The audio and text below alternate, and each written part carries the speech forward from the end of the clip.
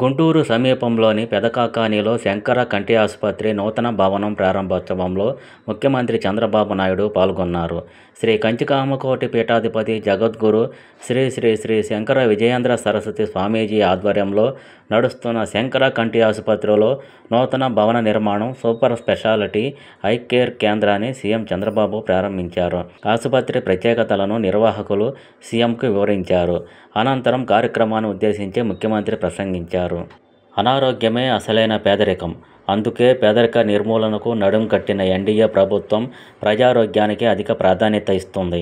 5 దశాబ్దాలుగా శంకర ఆసుపత్రి పేదలకు ఉచిత కంటి పరీక్షలు, ఆపరేషన్లు చేస్తూ వారి జీవితాల్లో వెలుగులు నింపుతుండటం సాధారణ విషయం కాదు. శ్రీ కంచికామకోటి పీఠాధిపతి జగద్గురు శ్రీ శ్రీ శ్రీ శంకర విజయేంద్ర సరస్వతి స్వామీజీ ఆధ్వర్యంలో నడుస్తున్న శంకర కంటి ఆసుపత్రిలో నూతన భవన నిర్మాణ ప్రారంభోత్సవంలో పాల్గొనడం అదృష్టంగా భావిస్తున్నా. హెల్తీ, వెల్తీ, హ్యాపీ ఏపీని కాంక్షిస్తున్న ప్రభుత్వం ప్రజారోగ్య సంరక్షణకు ప్రత్యేక కార్యాచరణలో భాగంగా యూనివర్సల్ హెల్త్ ఇన్సూరెన్స్ పాలసీని తెచ్చింది.